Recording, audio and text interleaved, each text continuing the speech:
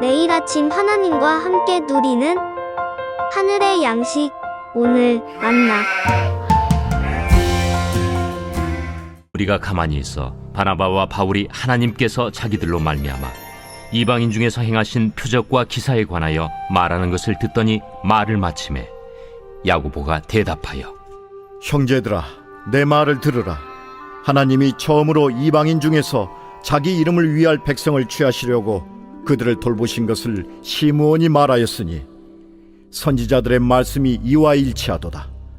기록된 바 이후에 내가 돌아와서 다윗의 무너진 장막을 다시 지으며 또 그 허물어진 것을 다시 지어 일으키리니 이는 그 남은 사람들과 내 이름으로 일컬음을 받는 모든 이방인들로 주를 찾게 하려 함이라 하셨으니 즉 예로부터 이것을 알게 하시는 주의 말씀이라 함과 같으니라.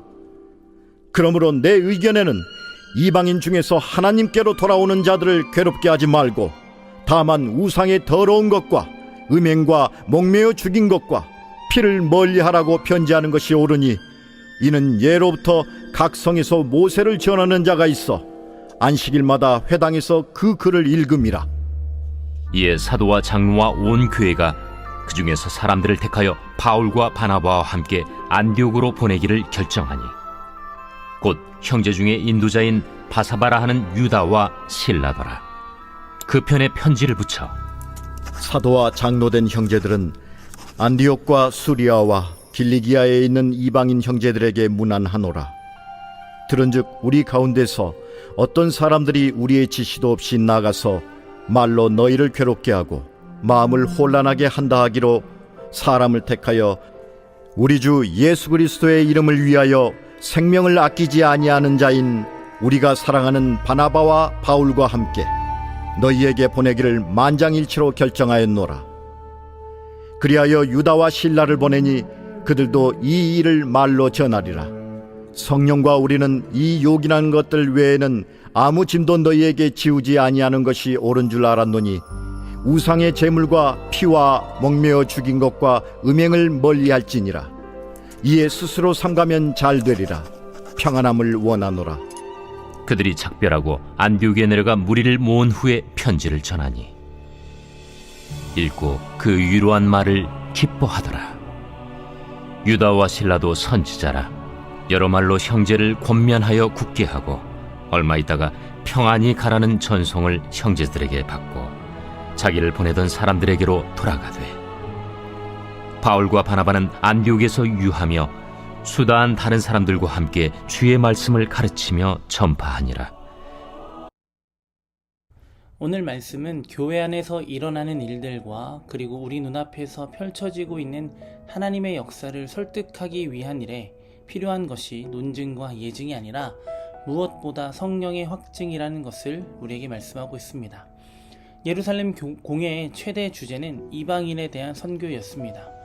그들에게도 복음이 전해질 자격이 있는지 묻고 그것에 대하여 논의를 하는 자리였습니다. 바울과 바나바는 하나님의 역사를 경험했습니다. 이스라엘 민족을 향한 구원 역사가 아니라 하나님께서 택하신 이들을 향한 역사라는 것을 전했습니다. 하지만 그것에 대하여 모두가 동의를 할 수는 없었습니다.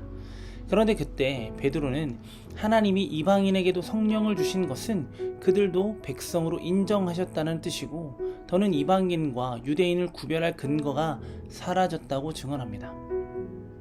우리에게 구원을 위해 주신 예수 그리스도를 믿는 믿음 외에는 구원을 위한 다른 선결 조건은 없다고 다시 한번 선포하는 것이죠. 베드로는 어떤 사람이었나요? 베드로도 하나님의 역사를 온전히 이해할 수 없었습니다. 유대인이 아닌 다른 민족에게 복음이 전해질 수 있다고 생각하지 않았습니다. 이방인들은 할례받지 않은 외인이고 하나님의 약속에서 벗어난 이들로 여겼습니다. 하지만 베드로는 목격했습니다. 할례받지 않은 그 이방인 고넬료의 믿음을 보았기 때문입니다. 베드로는 그에게 예수님께서 행하신 일을 전하지 않을 수 없었습니다. 베드로의 말을 듣던 이들은 침묵할 수밖에 없었습니다. 대사도의 지지 발언에 안디옥 측은 흥분하지 않았고 예루살렘 측이 더 정교한 논리로 반박하지도 않았습니다. 그 회의가 소극적으로 변한 것이 아닙니다. 그들 안에 내주하시는 성령의 발언을 들은 자들의 정상적인 반응이었습니다. 내주하시는 성령께서 그들에게 무엇을 말씀하실까요?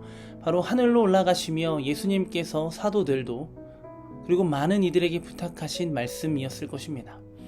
성령의 권능을 받은 이들은 땅끝까지 이르러 증인이 되어야 한다는 사실이었습니다. 실제로 그러한 일들이 계속해서 이루어졌고 보고가 이루어진 상황이었습니다. 증인으로 살아간 이들을 통해 놀라운 구원의 역사는 이루어졌습니다. 그렇기에 멈출 수가 없었습니다. 하지만 동의되지 않을 수 있었습니다. 그런 그들에게 성령께서 그들이 어떤 삶을 살아가야 하는지를 다시 한번 깨닫게 하시는 자리가 된 것이죠.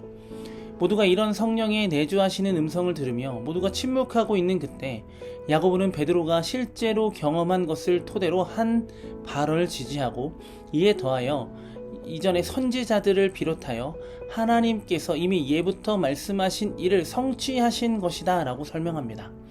대립되는 의견들과 경험들을 진지하게 경청한 후 성경을 토대로 벌어진 일들을 해석하고 이를 통해 하나님의 사역의 원리와 뜻을 규명한 신중한 회의를 통해 하나님께서 기뻐하시는 일들을 발견하고 그 기쁘신 뜻을 이루는 교회로 나아가기를 모두가 한 마음으로 모으게 되었습니다.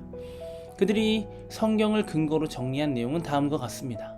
하나님의 구원에 차별이 없음을 확증하며 이방인에게 할례를 포함한 그 어떤 것도 구원의 조건으로 요구하지 않게 하며 성령의 도우심을 따라 말씀이 온전히 이루어지기를 기대하며 그들은 이어서 땅끝까지 이르러 증인이 되는 삶을 살아가야 한다는 것을 정하게 되죠.